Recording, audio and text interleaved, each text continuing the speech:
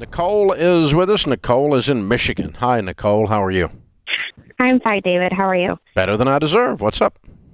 Well, a year and a half ago, a young man ran a stop sign and rolled my vehicle with me and my children in it.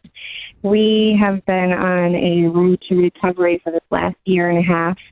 Because of this, we have insurance money coming our way, and my husband and I want to do the best we can possibly do and make some good choices with this money, and we don't know where to begin. So I'm calling you for help. Okay. How much insurance settlement will you get from the wreck?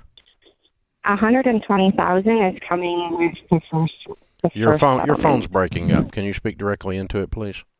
Yes, $120,000 is coming from the first settlement. Okay. Is that all? There is a second settlement that will be happening towards the end of October, but we don't know what that amount will be. The gentleman was working for a large corporation, so the insurance policy is very large. I have a head injury, and I can no longer return to a professional level, which I was. I was in administration. And so with that being, I've lost the capability of working. So my lawyer is thinking it's going to be upwards in the $1 million range. Wow. Okay. And what did you used to earn? I was at $40,000 a year. My husband, I guess it doesn't matter, but I was at the $40,000. Mm-hmm. Okay. All right. Is anyone else injured, or do you need ongoing care? Does anyone need ongoing care from this money? I need ongoing care, yes, for my head injury. I'm still in all kinds of therapy. I've had 3 surgeries this year. Both of my children were injured, and they are now recovering to the best possibility. They were only 3 and 6. So they still have ongoing issues, but as far as their long-term prognosis, it's really good, thank God. Yeah, amen. Well, the reason I asked is that we need to set aside money for that care, your care or their care first. Sure. Before we do anything.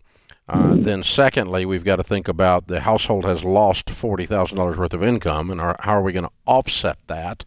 There's 2 ways you can offset that. One is to use the money to reduce debt, so your expenses are going down, like you could pay off your mortgage as an example, and that'd be a big help out of $1 million. How much is your mortgage?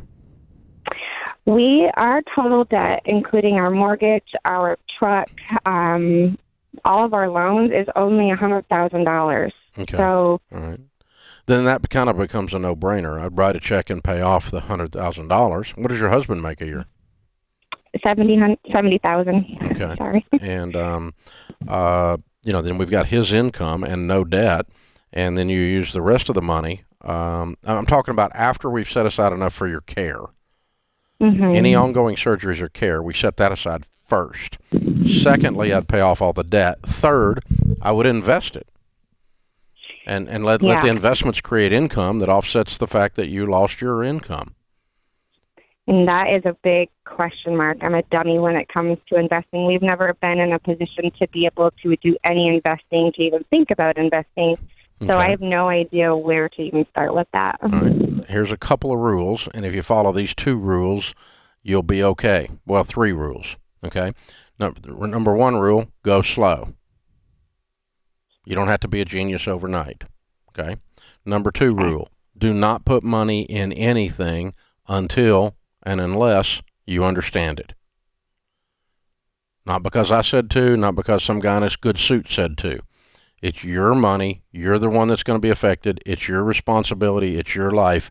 Do not put money in something unless you can call me up and tell me how that investment works. Meaning you understand it, okay?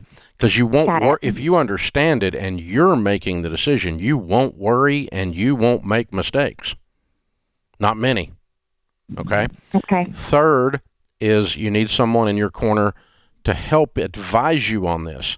Now, the mistake that most people make when they pick an advisor is they pick someone to do the work for them.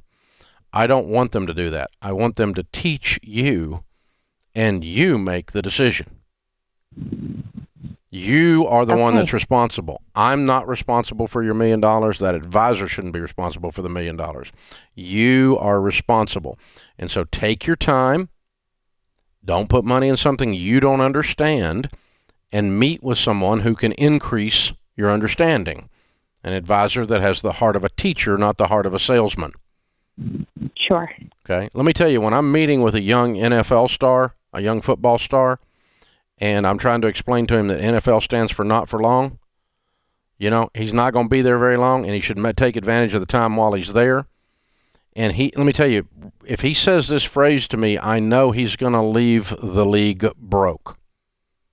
And the phrase they say to me sometimes is, I got me a man. Translation, I'm turning all of the responsibility and the understanding of my investments over to someone, and I have no freaking clue. That is the definition of a young man getting ready to lose all his money. You follow me? I got you. Yep. And you're going to be just exactly the opposite of that. You're going to be going slow. You're meeting with someone that has the heart of a teacher, and you're not going to invest in it until you understand it. Once you're doing all of that, I would lead you towards understanding mutual funds and how they work and what they are. And I would invest in 4 types of growth stock mutual funds. I know I would do that because it is what I have done. And it's growth and income, aggressive growth, and international. And I pick mutual funds that have a very long track record. I do not invest in a mutual fund that's been open 2 years or 3 years. I invest in them that have been open 10 or 20 or 30 or 40. I have one mutual fund that's been open 75 years. And I can tell the average of what it's done for 75 years. That gives me a lot of comfort. If that thing has performed at X rate for 75 years, I'm pretty comfortable with that. And then I don't have to freak out when I turn on the news and Trump burped on Twitter and the stock market went sideways. I'm not freaked out about that. I'm going to ride this thing out. This thing's been around 75 years. It has endured Republicans and Democrats. For 75 years it's made money. So I can just be calm. I can ride with that thing, but I understand it. And the more understanding I have, the more peace I will have around it. Financial peace. It's about being content where you are, and it's about understanding your investments or don't put money in them.